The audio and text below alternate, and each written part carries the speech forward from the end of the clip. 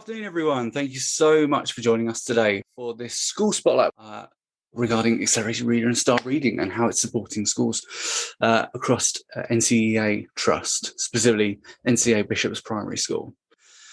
Good to meet you, Jack. Good to see you. The reason we got in touch with Jack was because NCEA Bishop's Primary School was in the top 50 schools in the country from August, based on statistics from August 2020 up to October 2021. And they carried out over 28,537 accelerated reader quizzes in that period of time, which was exceptional, and therefore landed them in the top 50 schools in the country, carried out that many quizzes in that time frame. So, Jack, tell us a little bit about yourself and your role within the trust.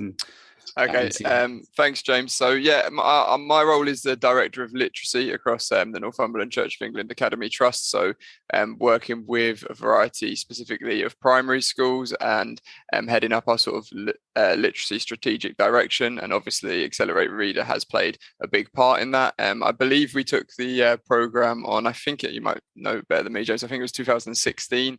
And it's sort of been a process that we've built over the last sort of 5 years, working with the system, and sort of, we feel extracting some real value out of it in terms of the teaching and learning that goes on in our classrooms. To give you a bit of context about the school, it serves an area of relatively high deprivation, so our pupil premium numbers are around 50%, and we also have children with SEND, special educational needs. Our percentages are quite a bit above national. I think we're at 29% at the moment. So it is an area where sort of early reading is absolutely critical. And we do see a lot of children when they first start in our 2-year-old provision have sort of speech and language is a big focus for us early on in school. And so reading absolutely is interweaved into everything we do. Across all of our primary schools at the Mulwey Academy Trust, and Bishop's is obviously the biggest of those primary schools, and so obviously I know that they got the accolade for returning those figures that you mentioned earlier. So yeah, that's sort of my role and a little bit about where I work. Fantastic, brilliant stuff, Jack. Thank you so much. And like you said there, it's important. Reading as a strategy is crucial to further opportunities,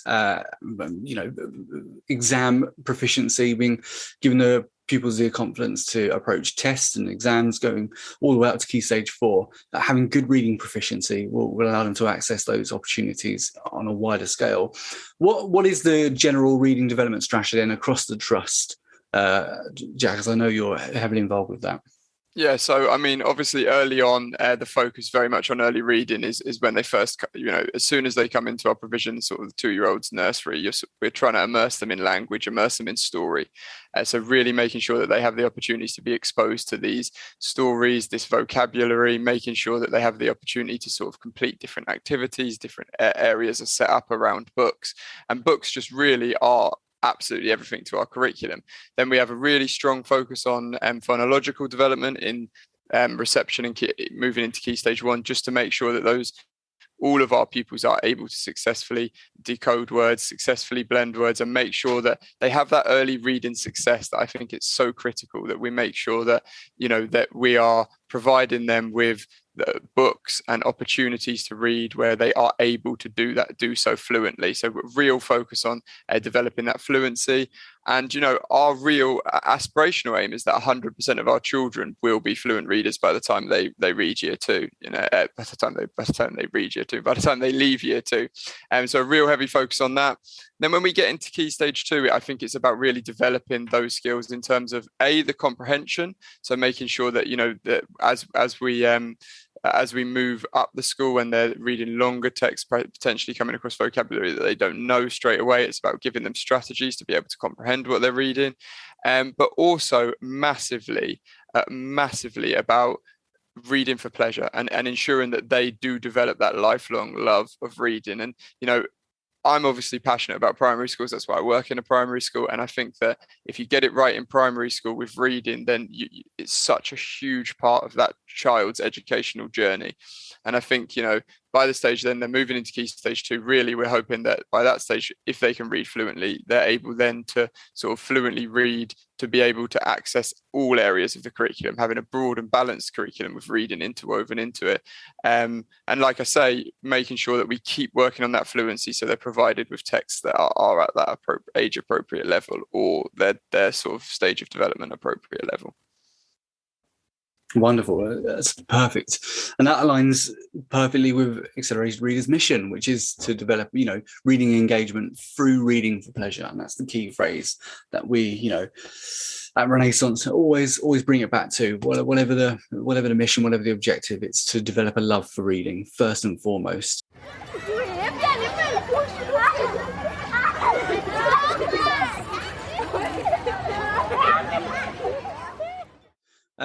So in order to develop a love for reading, Jack, you need to have reading needs to be accessible for students. Texts need to be available, a wide range of texts need to be available, but most importantly, pupils need to have a good understanding of what texts they want to read first and foremost. They can choose their own favorite genre, they can discover their favorite authors, etc. But it's important for them to be able to access text in the library that they know they can dive straight into, and it's not going to put them off reading by being too complex for them. How does the Accelerated Reader program support that for schools across the NCEA Trust? Well, okay, so for me, I think you've hit the nail on the head that it's sort of a really difficult balancing act, because you absolutely want them to have choice. But as I mentioned, alluded to a little bit earlier, we also want them to have that success with reading. You don't want them to sort of be able to just walk in and choose absolutely any book. We do have systems within school that work. We do have libraries where they have complete free choice of whatever they would like to read. But in terms of their class reading book and its use of Accelerated Reader, the key aspect of that is the STAR assessment that obviously is carried out as part of our Accelerated Reader package. And that's a short sort of web-based assessment. It tends to take our children about 15-20 minutes to do. And you get a lot of feedback, a lot of diagnostic feedback from that. And to be honest with you, we probably haven't even tapped into everything you can get out of some of the stuff Renaissance gives you, because I know you get so much data given back to you about all of the children. But specifically for us, it was that what's called a zone of proximal development, and you'll obviously be very very sort of aware of that if you use the program. But just if you don't use the program, it essentially ranks I would say pretty much, what would you say, about 80%, 90% of books probably now are on the Accelerated Reader system. And so it ranks those books, gives them a numeric value based on how difficult the language is within that book. So how accessible it is and how easy it is to read. So that zone of proximal development, essentially, as much as I understand it, James, although you might correct me, is that is the level that you want children to be reading at, the level of text you want the children to be reading at, so that they can make as much progress as possible. So it's, they're still being challenged. It's not too easy for them, but it's not inaccessible. So they're going to feel demotivated and give up. So for us, it's making sure that those STAR assessments are really valued by the staff. I think that the more that the staff interact with those for their class, the better. They understand that child needs to be within that zone of proximal development. And when you talk about, I talked about earlier, we've been on a bit of a journey with Accelerated Reader starting in 2016. This is all stuff that I've picked up and learned as we've gone.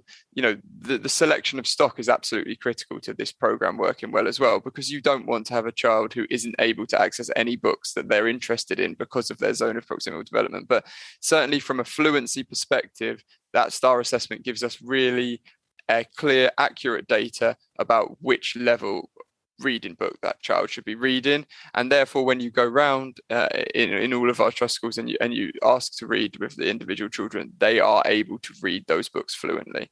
So they are having that success. It is not really struggling to read every other word. They're able to read it fluently. And then obviously, I'm sure we're going to talk about comprehension as well, and there's other aspects of the program that deal with that. But certainly from the reading fluency perspective, that STAR assessment and using those that feedback from the STAR assessment is really important to make sure that those children are on the correctly leveled books.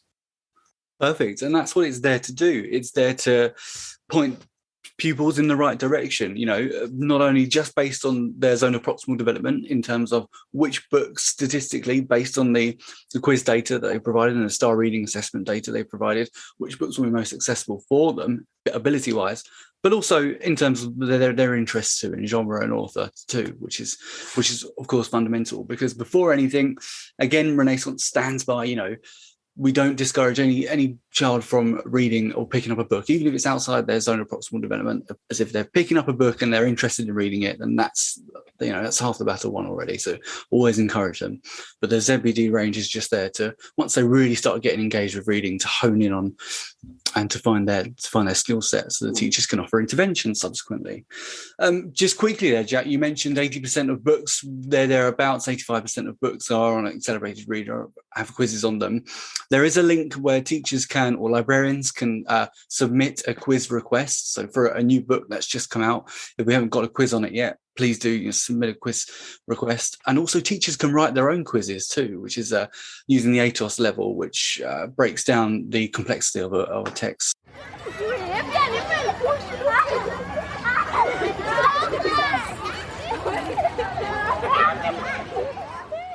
Jack, let's go back to STAR reading. So STAR reading assessments, as you said, 20-minute computer adaptive assessments that you carry out. Is it half-term or termly, Jack? It really depends, James, on how regularly we do it. We started with it termly, and sometimes we do go to half-termly, but we're always sort of aware that you don't want to sort of do it, you don't want to weigh the pig too often, to use that analogy. So it really depends on which year group we're talking about. Sometimes lower down the school, when they've just started accelerated reader, we would maybe leave it a term so that we can see that progress, give it time to embed. Higher up the school, where the children are sort of already very proficient in it, they're very used to the system, they're very independent with it, they're very motivated by it, we might do it half-termly. But certainly, it's an aspect you can do as regularly as you want, isn't it, on the site? So you could do it whenever you wanted, but we normally look sort of to do a STAR test at the very least at the end of every term. Fantastic. And like you said, Jack, the benefit of STAR assessments is, they give you, first and foremost, they tell you everything you need to know about the respective pupil's current level of reading development in terms of reading comprehension, SPAG understanding, vocabulary acquisition. It breaks it down into all those dimensions. And it tells you, first and foremost, you might refer to the screening report or the diagnostic report, where it tells you which pupils in a class or a year group are divided up into above benchmark and below benchmark and in need of urgent intervention. How useful is it having that illustration, Jack, to understand which pupils are, falling below the benchmark, whether it's school benchmark or a national benchmark, and how does that inform further teaching intervention? Yeah, well, I think it's really important, because obviously what it does for us in practice is it allows us to really target, to really devise our list of target children. So when accelerated reader is used at its best in our school is when the children are really motivated by the system, they're very competent with the system, so they can have that time reading a book that is completely correctly pitched at their level. And then that allows the teacher to then pick those children who are under target or under baseline, and really target them to read with them and to give them the practice that they need. And similarly with the urgent intervention ones, it's a really good way of looking at actually who in my class do I really need to be targeting in terms of reading at home, in terms of reading with an adult in school, and which children are sort of making really good progress, making accelerated progress, and therefore we need to sort of keep making sure that we're stretching them and sort of ensuring that they get to their sort of maximum potential as well. Wonderful. And just staying on that theme of providing you with that, that data, Jack, to have a clear picture of how pupils are progressing. Firstly, in your experience, has the data been generally reliable, generally accurate, as far as you're concerned? Yeah, definitely. So it was actually something I took quite a lot of interest in last year, because we at our school, at our multi-academy trust, our performance management targets are all linked to an area of research. So we're able to sort of pick something that we're really motivated by and really interested in, go away and conduct our own research into it to sort of see the validity of this. So this is the first you'd have heard of it, James, so you might now be sort of worrying where I'm about to go with this. But I wanted to look at the validity of the STAR assessments specifically linked to another group of computer assessments that we had in something called GL assessments. So I sort of did quite a big correlation study between whether they were showing similar sorts of progress, and actually they were really well mapped together. So that was sort of quite reassuring for me, because I felt like, actually, if we're putting quite a lot into Renaissance's product and quite a lot of our reading strategy, certainly the reading books that children are interacting with on a daily basis are being dictated by this STAR assessment. I was really pleased to know that sort of correlated with the other assessments, the sort of the GL assessments that we were conducting as well. So, that like any assessment, you can always have a child who has a bad day, or is not necessarily sat down with the right positive attitude towards the assessment at that point. But again, that's the nice thing about the STAR assessment. It's not like once it's done, you can't redo it again in a few days. If the teachers can see you've got a child who's suddenly fallen back 6 chronological years, then they know that probably that test is not going to be accurate. But in general, yeah, I do find that they're very accurate. And certainly for me, the proof of that is the fact that when you read with a child who's reading a book in their zone of proximal development, they are able to read it fluently. And that for me is really is the acid test, and it's certainly something that Accelerated Reader has given to us in the last 5 years, and that is consistent across all of the schools. In general, if they are reading that book in the zone of proximal development, then they will be reading it fluently and having success with it. And I think that's such a big part of reading for pleasure. And I think reading for pleasure is such a complex thing. Really, it sounds so simple, but there is so many strands to it. And one of those strands for a young child is being able to have success with it. It's like anything, isn't it? Even as adults, if we can't do something, then we get turned off by it very quickly. And I think that if they're able to read fluently and understand it, then absolutely you want to provide them with those genres and those authors and really sort of develop that wide base of choice of reading. But they need to be able to read, and if they can read, then they will enjoy that element of it. So for us, that's really important. Fantastic. And just quickly going back there to the validity of STAR assessments, Jack, I'm not sure if you've come across it yourself, but the Department for Education commissioned Renaissance to use our STAR assessment data to map the potential learning loss to pupils' reading and maths during the COVID-19 pandemic disrupted year, so the 2020-21 academic year. And they've published several reports about that data using STAR assessment. So we'll of course signpost you to them again with the links in the email after the call. But it's good that first and foremost it's accurate, and it gives you as a teacher and your SLT colleagues an understanding of how well each pupil in each class and each year group across all schools is progressing, and if they're on target or not, according to what the national standard is and according to what the school standard is, which is exactly what the data should be showing you. And of course, the second side STAR assessment data, Jack, as you alluded to, was the feedback as well. So not only do you get told, here's where all your students sit in the spectrum of ability, and here's what you can do about it. And you might have come across the focus skills within some of the reports, which will outline what little tasks that the pupil can do to work on, engagement with writing book narratives or vocabulary acquisition, etc. And these are our focus skills that the National Foundation for Educational Research imported into our STAR assessments. They're aligned with the national curriculum. How does that support your teaching intervention, Jack, across the schools? Yeah, so I think that it's what we use those sort of things for is to give the staff a really clear idea of where there is common weakness within a class. So actually, we do use them to sit down for and have a look at for our children who are in need of urgent intervention, or what we would probably refer to as the bottom 20%. But we also use, you would sit down with, and we have, it does have a status in our school, and we do have Accelerated Reader leads on each school who sort of leads the program, because I think the more you sort of give to it as staff, the more you get back from it 100%. And that would be certainly something I think is true of the program. But I think for us, it's also about looking as a class, and is there common things that most of the class are it's being recommended that they work on, and actually then it starts to almost dictate then what you're including in your reading sessions or what you're including in your literacy lessons. So I think that as a tool can absolutely be used for individuals, but also on a class basis you can then identify areas where potentially we haven't taught that area of the curriculum or that skill well enough, and revisit that. So it's sort of a constant cycle of feedback, and hopefully it's a constant cycle of sort of teaching and learning improvement.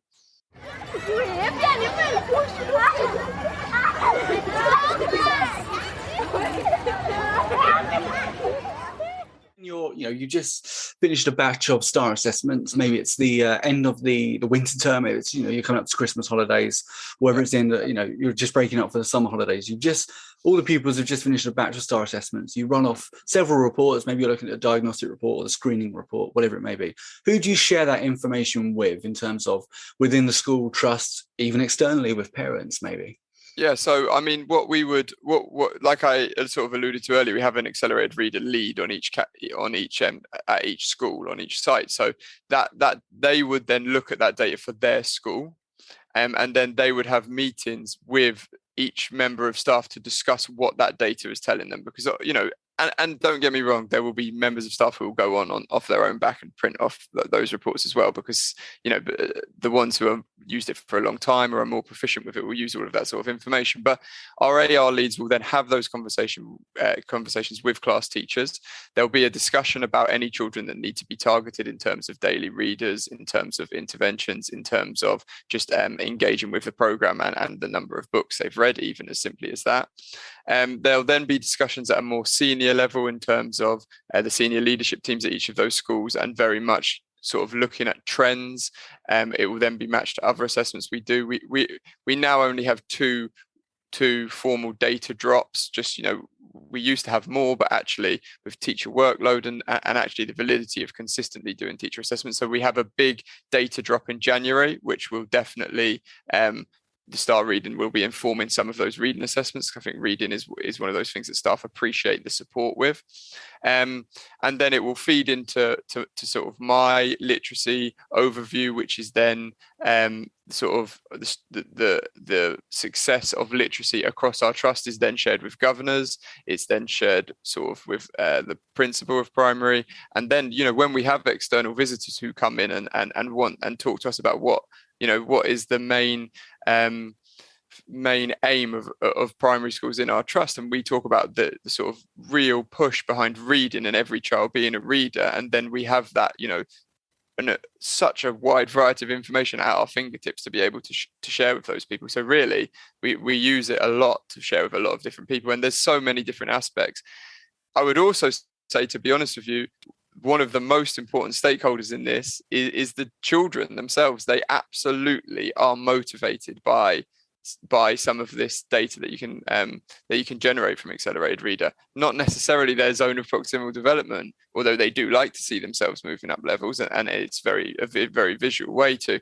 But stuff like the word count. I mean, you can literally run a report that tells you how many words an individual child has read. And if I was to just go down my corridor, we have our 2 year 5 classes at the moment are having a battle of who can get to 5 million words first, and they've got a huge board outside their classrooms, and they're going class versus class. And so every time someone's reading a book, they're going back into a hero's welcome if it's a really big book that's got a lot of words in it. So that it can be a real motivational tool as well.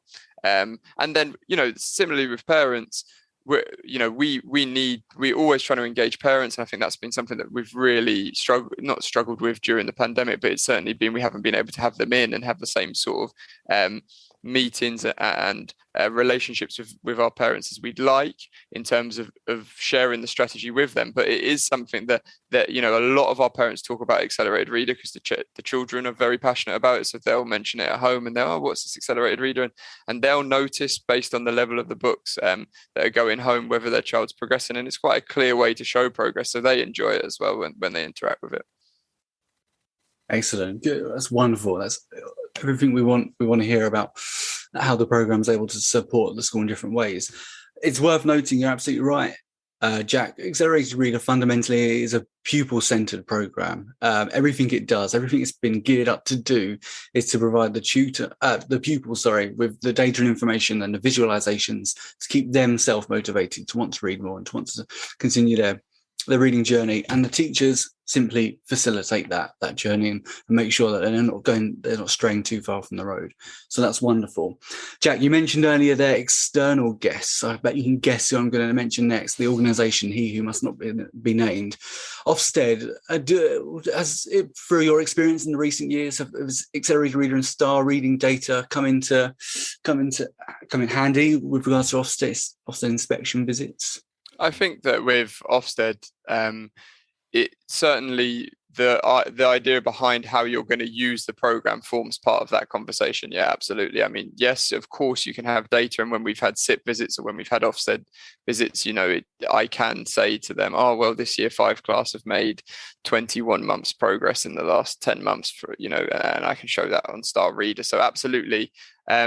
It certainly gives you something to support and to evidence what you've been doing. I think they have taken a big step away from being so data focused, which is a real positive, in my opinion, for the sector. But I think more than that, with regards to Ofsted, it's having that sort of clear, that clarity of vision of why you use accelerated reader. And for us, it's to ensure that all children have a reading book that they can read fluently and have that success with reading. And so to be able to say that, and then for them to turn around and say, right, well, how do you know that all of your children can read their reading books fluently?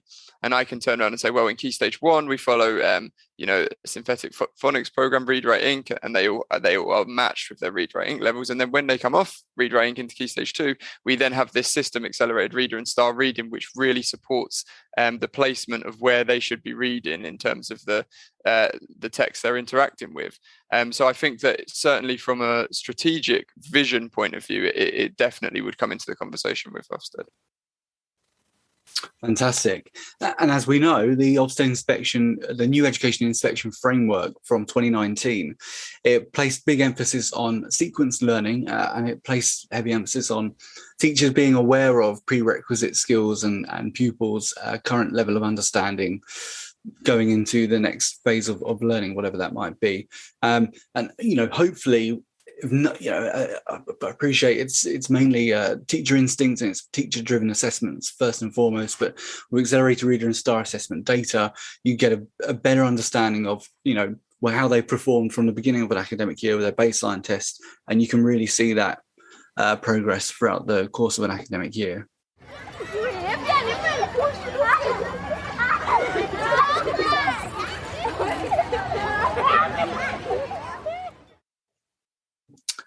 With regards to, let's go back to accelerated reader. Let's talk fundamentals then, Jack, because fundamentally it's a library support resource. What we've been able to print off book labels, add them to individual books. So when a pupil walks into a library, they can see these ZBD levels on the respective books, and you might group them by ZBD level, or you might group them by Dewey Decimal, however libraries are.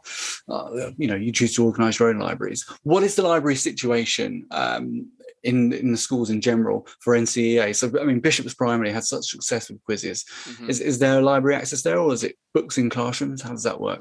Yeah, so I mean, before we had the sort of the COVID issues where we did have to move a little bit more into books in classrooms, because obviously you had to keep bubbles away from each other, so we couldn't have that sort of really lovely book displays. A lot of the time it was organised by ZPD, and I think for us it was absolutely critical that we got the right stock. And I would say that to anyone who's looking to take on the program, that one of the most fundamentally important things is that you have enough books at the right levels to engage your children. There's nothing worse than when they go out to zone of proximal development 4.2 and there's nothing in the 4.2 section, or there's 2 or 3 books in the 4.2 section and they've already read them, and straight away you're losing your motivation. So I think having the stock was critical.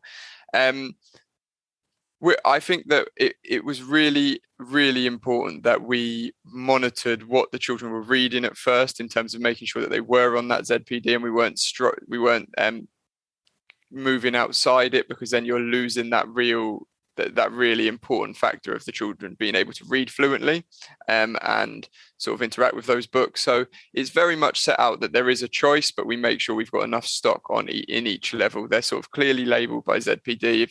If you speak to the children, they'll be able to say, oh, I'm a 3.4 or I'm a 2.8 or something.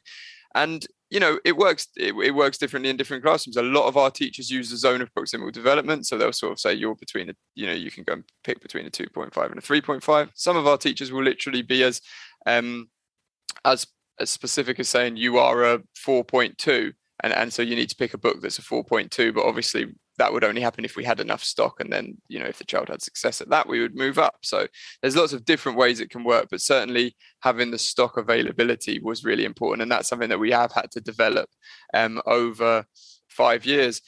I would also say just one of my pet hates about accelerated reader is when someone tells me that it's not an accelerated reader book, because we did have that when we first started. It was almost like the children felt that there was accelerated reader books and then there was normal books. And actually, like I said, I thought it was about 85-90%, and James will probably be able to tell you more accurately that it's probably higher than that now. But because of the success of the program, there are basically any book that you have in your primary school is very likely to be on the accelerated reader system. And there are there's website you can just go type in the book and it will tell you what level it is straight away. So it's not like when you first take on accelerated readers, you need to buy this enormous outlay of books. Most of your books will already be on it. Accelerated reader, or the star reading in particular, is just a way of categorizing those books in terms of the level of language that's within them, so that the children can read them fluently. So yeah, we have a lot of free choice within that zone of proximal development as well, and I think that's really important. Really critical to making sure it is reading for pleasure as well, and not just sort of forced reading upon the children. Absolutely, of course. And that's a nice segue into what we're going to discuss next, is celebration and continued motivation. Just quickly, Jack, you referenced I think it was the AR Bookfinder website. I think you were referencing where you pop the title of any book into the AR Bookfinder website, and it'll tell you its CBD score and scaled score and how many accelerated reader cumulative points you can earn from that. No, I was going to say as well, James, I think just, as accelerated readers obviously become bigger and bigger, and I've seen it, in a lot of schools that I do work with outside of our trust as well. Most of the time now when we go to buy books as well, a lot of places, that you can buy from, I mean, we use Laburnum books quite a lot, but they will already say they will have books that are already labeled for accelerated reader, or you can buy books that are put together in accelerated reader packs. So it isn't as difficult as having to go through every single book to sort of get it on the system. I think that it is, certainly more recently when we've been purchasing books, it's been really easy to sort of go out and say to companies, listen, we use accelerated reader, it's a big part of our strategy, and they're very sort of on board with that. And I think they're starting to organise some of their catalogues that way anyway. That's absolutely right. Yeah, you'll notice the Laburnum House website has a specific dedicated section to accelerated reader and the respective CPD levels and AR points and reading ages according to each respective book. So of course, you utilise those websites for book stock procurement. Just we've got 10 minutes left. I'm conscious if any of our live attendees want to ask Jack a question, please do get your questions in. You can either pop it in the chat box there to everyone, or you can utilize the Q&A box at the bottom of your Zoom application there to ask a formal question. We'll happily answer that live. If you are watching this webinar on demand, then please do get any questions you might have for Jack or myself into an email to answers@renlearn.co.uk. Similarly, if you've got any other information you'd like to know about any Renaissance solution, then you can pop onto our website, renlearn.co.uk. Please do ask any questions whilst you've got Jack here, because, it's his insight from his perspective. It's incredibly valuable as to, from a reading development strategy and from an AR strategy. So get those questions in.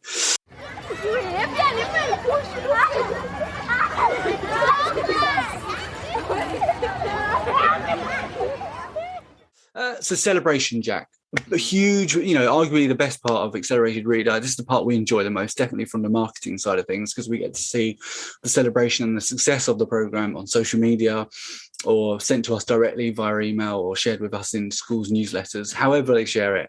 Seeing the celebration, if it's a pizza party, if it's certificates, whatever it may be, it's always wonderful. How does schools across NCEA celebrate accelerated reader success? Well, I think that the reason that the program's been so successful for us, as well as obviously being a very good program that offers a lot, is totally how fantastically the staff have taken on board the program. I think that you will get as much out of the program as the staff put into it, and our staff are fantastic at utilizing things like word count, things like engaged reading time, things like number of books read, to constantly be talking to the children about aiming for something, in terms of whether it be we're aiming for 5 million words, or we're aiming for everyone to have over 20 minutes engaged reading time. And those sort of measures are so valuable, because something like engaged reading time doesn't advantage anyone. Your higher ability readers are still, because the engaged reading time is worked out based on how quickly they read during a STAR assessment. Even your sort of children who read a lot slower, they're still given credit for the engaged reading time. So what we tend to do, James, and obviously as a multi-academy trust, I have this joy of being able to have competitions between schools. So in terms of, whether we set the parameters about whether that be word count, or whether that be, and a lot of the time we do go to engaged reading time, because I feel that sort of is a measure that doesn't give anyone an advantage. So we have a lot of competitions across our multi-academy trusts. A lot of our AR leads will have competitions within their own schools as well. You might have the year 5 classes against each other. You might have all of Key Stage 2 against each other. And then they're always working towards a prize. So to give you some examples, last year we had a month-long competition, and we spent sort of quite a big amount of money on new books and new stock that was put into every school. We launched that new stock with a month-long competition, and the winning school got a visit from an author for the afternoon to go and work at that school and sort of discuss, writing books and what had inspired her to become an author. And they also got another box of books that they sort of won as a prize. So that was very much on a school by school, that they were all competing against each other. Within a school level, I know that when the classes were sort of playing against each other, for want of a better word, competing was what I was looking for. Competing against each other, they can win extra break times. They can win film afternoons at the end of term if that's what that's what the prize they've decided upon. And then even from an individual perspective as well, one of our schools had a situation where when that child got they called it their AR millionaires, and when they got to 1 million words, they had an ice cream party. So they were able to go and have ice creams and put the sprinkles on and have all of that nice treat. So I think, of course we celebrate, and equally it has status that in weekly celebration assemblies, the children get their AR certificates when they've moved up a level or where they've achieved their target, and that's all sort of available on the system as well. And they really love that as well, and working towards that recognition that, it's just making sure reading has that priority at your school, and Accelerated Reader certainly supports that. So, and I'm sure there's hundreds of other different ways that schools use it to celebrate competitions. But I think it's a really valuable resource to be able to get that data, and you can get the data straight away. It's sort of at your fingertips anytime to sort of run that data. And then we obviously track across a year how much reading's done. So you can, like you mentioned, you got your 28,000 books last year. So that's something that we track as well, just to see the sheer volume of reading that's going on, and sort of reward those schools and those classes as well. Wonderful. Good stuff, Jack. It sounds like the reading strategy, the motivational strategy across the trust and in the individual schools too, on their own conditions, is steering pupils in the right direction. And that's first and foremost reading for pleasure. But secondly, from an academic point of view, it's reading proficiency to create more opportunities and, to give them a better chance of accessing the wider curriculum, which is crucial. Okay, Jack, just to wrap up then, going forward, going into the new calendar year and leading up to the end of this academic year, how is Accelerated Reader and Star Reading what role are they going to play in continuing to support schools across the NCEA Trust, and for your role specifically, Jack? Yeah, so I think we've sort of obviously set ourselves quite a dizzy, it got to the dizzy heights last year of 28,000 quizzes. So obviously we'll be looking to replicate that success. But I think, it is, again, the start of the year is always that time where we sort of start a lot of our year 3 people start using the system, and you do need to embed that to make sure they understand why they're doing it, what they're doing, that they can go on and do the comprehension quizzes, that they can see that instant feedback they get from the sunflower, which is exceptionally motivational for all of our pupils. And I don't really understand understand how they get so excited about watering the sunflower and it growing, but they absolutely do, because I've seen it work from year 3 to year 6. Some children that you would not have thought would be so motivated by it love nothing more than showing me their sunflowers growing. So I think, for us, James, it will be about continuing to find new ways and innovative ways to make sure it stays fun and it stays exciting for the children, because there was a real buzz about it at the end of last year and coming into this year. Children were excited about the books they were reading. They wanted to tell you about their quiz results and how many 100% they'd got. I mean, for us, I think sort of if you're aiming for Everest, we would love to have a situation where all of our children are reading at home and then are able to come into school to then complete the quizzes, and sort of that time can be, at home is spent. So we've got more time with them to teach in the lessons and sort of, really focus on developing comprehension skills in the lessons. So, the more and more we develop it, the more children are reading at home and coming in the next day and saying, Mr. Christopher, I've finished my book. Can I go and quiz it? Can I go and quiz it? And for me, if we're able to continue to do that, bring the parents back in, hopefully all being well with COVID and any sort of future bumps in the road, get the parents back in, get them engaged with it, get them to understand the system so that they're getting that feedback and becoming really sort of motivated with their children for it, and just seeing the value of reading and to their children, and making sure that system is being used rigorously to make sure that we continue to see the sort of accelerated progress that we have as a primary school or as a multi-academy trust. So certainly it'll be a big part of our strategy going forward. Well, wonderful, Jack. I wish you all the best, and we'll be keeping a close eye on that figure to see if you do hit the target again or even break the target. I know you were saying beforehand you're eager to find out if you can be in the top 10. So I'll keep you. You'll get a direct report from myself as to how those quizzes are very good, counting up. Thank you. In the meantime, though, seriously, good luck with the rest of the calendar year. Good luck with the Christmas run-in, and all the best continued academic year. And thank you so much for your time today, Jack. It's really, really much appreciated. Thank you very much for having me. It was lovely to meet you. Thank you, as always, Jack. It's a pleasure. Just quickly, it would be remiss of me if I didn't do a cheeky plug for Renaissance whilst I'm here. We do have a new product out called Freckle Maths. It's been labelled as the accelerated reader for maths by some of our customers. It's essentially the same thing. It's a maths practice program for schools and primary schools and multi-academy trusts. So just have a quick search of Freckle Maths Practice online, and you'll see all the information about that. Introducing the newest member of the Renaissance family.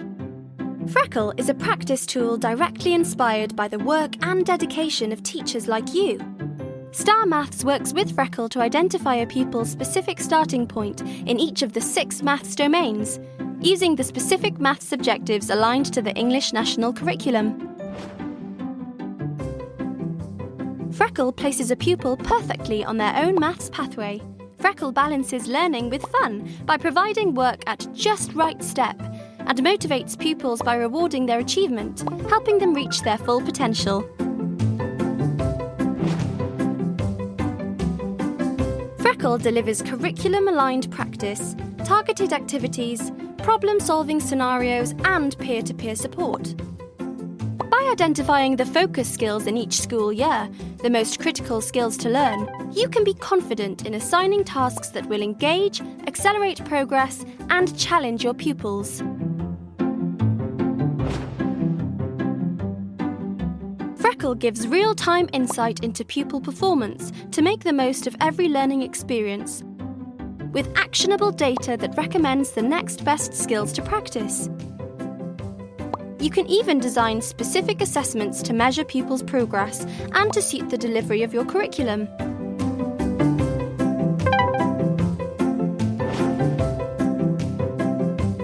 Administrators also have access to class and school-level insights on usage and pupil growth to support trust initiatives and goals. Ultimately, your pupils will experience a positive, personalised learning environment with content that fits the variety of ways they learn best and motivational incentives to track their own progress. Implement Freckle into your classroom today. Sign up at renlearn.co.uk/Freckle, part of the Renaissance family.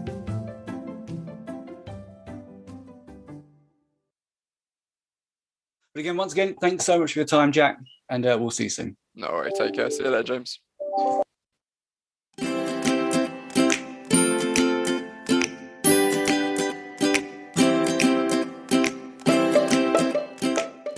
If you enjoyed this episode of the Renaissance Space podcast, please check out the Education Joining the Dots podcast from our colleagues at GL Assessment. Thank you.